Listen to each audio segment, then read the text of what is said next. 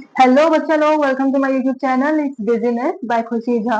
I hope आपने इससे पहले की वीडियोस अच्छे से देखनी होंगी, क्योंकि जब आप वो वीडियोस देख लोगे तो आज हम नई टॉपिक शुरू करने वाले हैं। प्रिंसिपल्स ऑफ मैनेजमेंट का ही नया टॉपिक है, इतने इस नए साइंटिस्ट के साथ, विच इज एफ.डब्ल्यू. टेलर। क्या फुल फॉर्म है उनका? Frederick Winslow Taylor. और उन्होंने सिर्फ 4 साइंटिफिक प्रिंसिपल दिए थे, बाकी उन्होंने साइंटिफिक टेक्निक्स दी थी।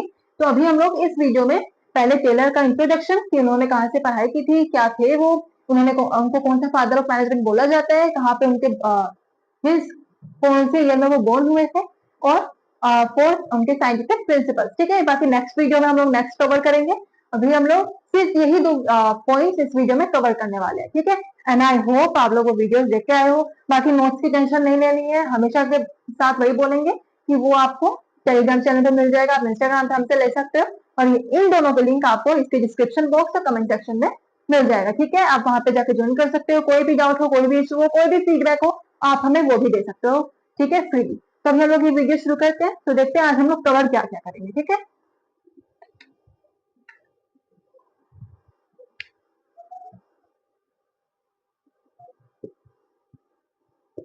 Topics to be cover. कौन कौन से टॉपिक्स कवर करेंगे हम लोग आज? पहला हमारा होगा एफ.डब्ल्यू. टेलर का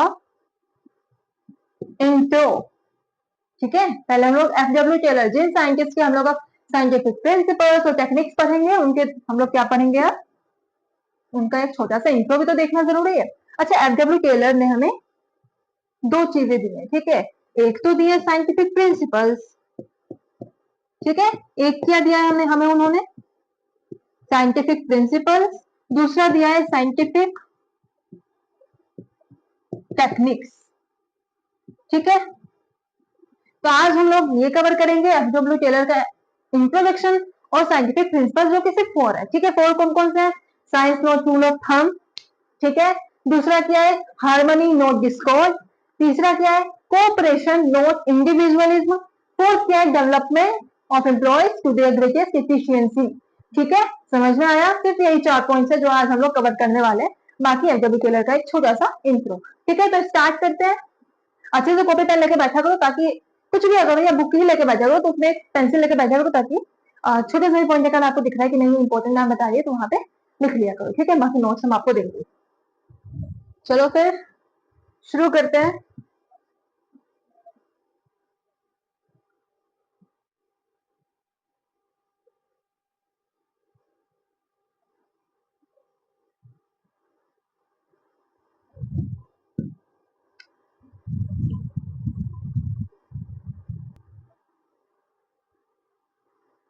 ठीक है, शुरू करते हैं। एफ.डब्ल्यू. टेलर।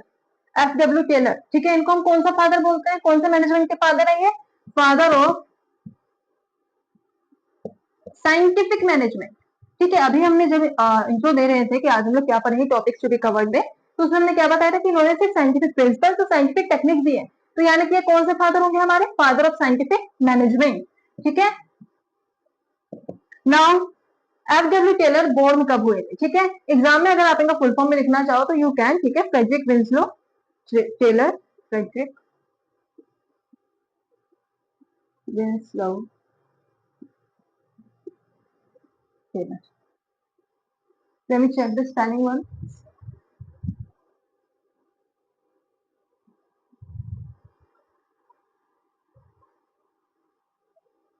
ठीक है, इनका नाम क्या है?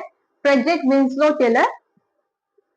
और ये बॉर्न कब हुए थे? यूएसए में हुए थे 1856 में। ठीक है, ये कब बॉर्न हुए थे? In USA. In which year? 1856।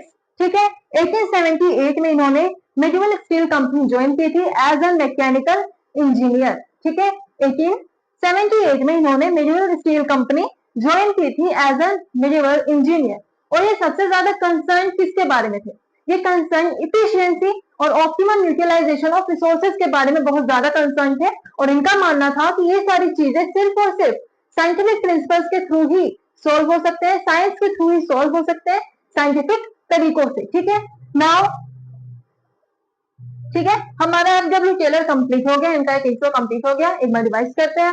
F.W.. Taylor को हम फादर ऑफ साइंटिफिक मैनेजमेंट बोलते हैं। ठीक है, इनका नाम क्या है? Frederick Winslow Taylor. Next, USA में बोर्न हुए थे in the year 1856।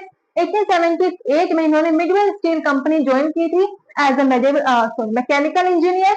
Next, concern about efficiency of workers and proper utilisation of resources. ठीक है, ये कंसर्न किसके बारे में थे? इफिशियंसी होनी चाहिए ऑर्गेनाइजेशन में, प्लस जो यूटिलाइजेशन ऑफ रिसोर्सेज है उसका भी एक ऑप्टिमम यूटिलाइजेशन होना चाहिए, समान वेस्ट नहीं होना चाहिए। और उनका ये मानना था कि ये सारी प्रॉब्लम सिर्फ और सिर्फ साइंटिफिक तरीकों से ही सॉल्व हो सकती है। ठीक है, now come to his scientific principles, जो कि सिर्फ 4 है। ठीक है, आई मीन 4 है, बोल 4 है, दिखा रहे हैं, तो it's gonna be like confuse, ये सब कंफ्यूज रहोगे कि मैम बोल तो आप 4 रही है, दिखा 5 रही है। चलो,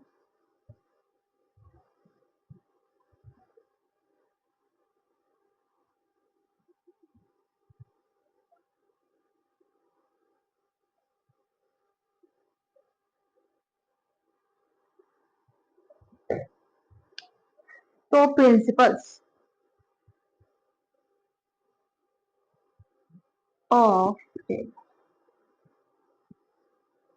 शुरू करें। पहला क्या है हमारा? Science note rule of thumb, science note rule of thumb. ठीक है, तो यहाँ पे एफडब्ल्यू टेलर हमें ये कहना चाहते हैं कि ऑर्गेनाइजेशन में हम जो भी डिसीजन लेंगे, ठीक है, वो साइंटिफिक होना चाहिए, वो साइंटिफिकली रिसर्च के थ्रू आना चाहिए। कंपेयर देन आप गेस कर रहे हो या आप ये सोच रहे हो कि पिछले साल हमने इस प्रॉब्लम में ऐसा सोल्यूशन दिया था, तो इस बारे भी हम अगर ये सोल्यूशन देंगे तो ये काम कर जाएगा। नहीं, ये मैनेजमेंट है। ठीक है, ये इन्वायरमेंट के साथ काम करता है, बिजनेस के इन्वायरमेंट चेंज होते रहते हैं, आप बार बार उसी प्रिंसिपल्स को अप्लाई नहीं कर सकते हो, आपको प्रिंसिपल को चेंज करना पड़ेगा। ठीक है, आपको सोल्यूशन चेंज करने पड़ेंगे। तो उनका कहने का मतलब ये था कि साइंस में रूल ऑफ थंब में जो भी हम लोग डिसीजन लेंगे वो प्रॉपर साइंटिफिक तरीकों से लेंगे, रिसर्च करके लेंगे, सोच समझ के लेंगे, हम गैस नहीं करेंगे, हम कोई भी अंधविश्वास का काम यहाँ पे नहीं करेंगे। ठीक है, science not rule of thumb का मतलब यही था। ठीक है, नेक्स्ट है हमारा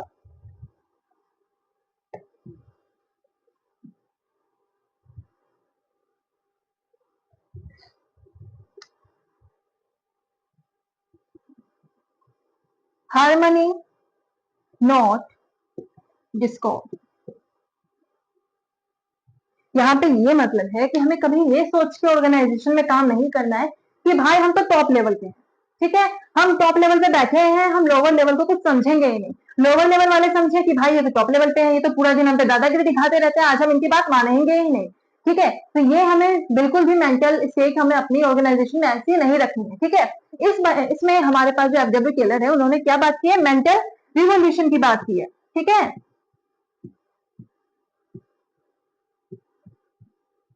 मेंटल रिवोल्यूशन की बात की है, यानी कि आप अपने सोच को चेंज कीजिए। अगर आप ऑर्गेनाइजेशन में काम कर रहे हैं तो आप लोगों को रिस्पेक्ट दीजिए, तभी सामने वाला भी आपको रिस्पेक्ट देने की सोचेगा।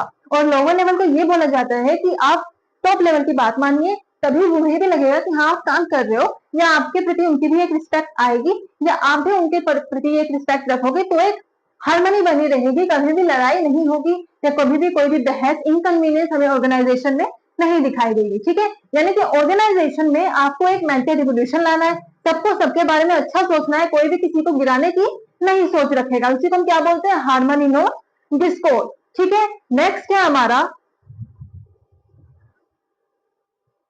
Cooperation not individualism. अभी हमने स्पिरिट द कॉर्प्स पढ़ा था हेनरी फ्योल का, है ना?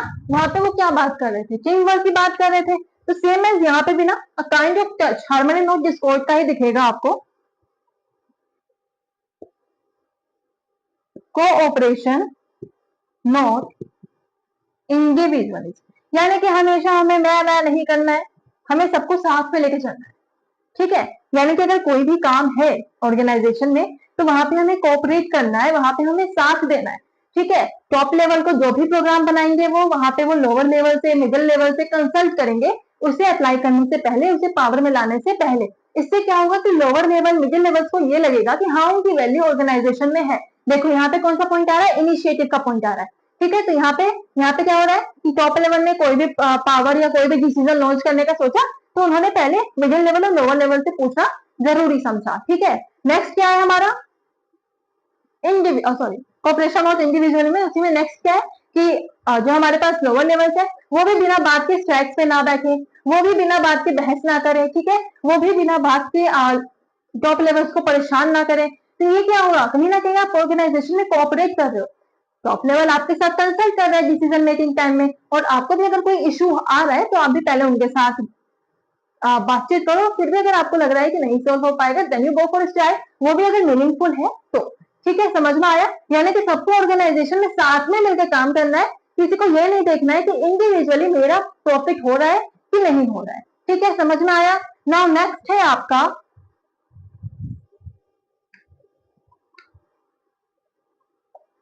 और ये लास्ट भी है इनका साइंटिफिक प्रिंसिपल,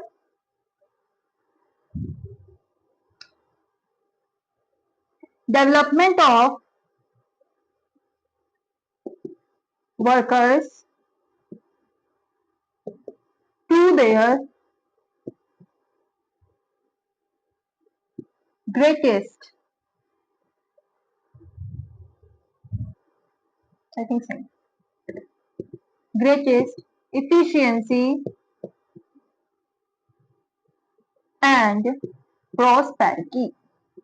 यानी कि जब हम ऑर्गेनाइजेशन में रिक्रूटमेंट प्रोसेस करते हैं ना, तो हम वहां पहले सीवी मांगते हैं ना कि आपकी स्पेशलाइजेशन किसमें है, वो सब देखने के लिए। तो उसी में आपको पता चल जाता है कि ये पर्सन जो मेरे पास आने वाला है ये कितना इफिशियंट है। ठीक है, क्योंकि हम वहां पे रिकमेंडेशन में लोगों से बात भी करते हैं कि आपके पास से ये वर्कर कैसा काम करके गया है। तो पहले तो हम वही देखते हैं कि इस पर्सन की इफिशियंसी लेवल क्या होगी, है ना। फिर वो जिस इफिशियंसी लेवल से हमारे पास काम करने आया है, उसको हमें और यानी कि उसे एकदम से ग्रेटेस्ट लेवल पे पहुंचाना है थ्रू ट्रेनिंग, पर्सनल डेवलपमेंट। ठीक है, हम लोग orientation, training programme, development programmes organisation में हेल्ड करेंगे। ठीक है, नई टेक्नोलॉजी सिखाएंगे, इन्हें बोलने का तरीका सिखाएंगे, यानी कि बोलने का तरीका मतलब थोड़ा सा वो प्रोफेशनल वे में बोलने का तरीका सिखाएंगे।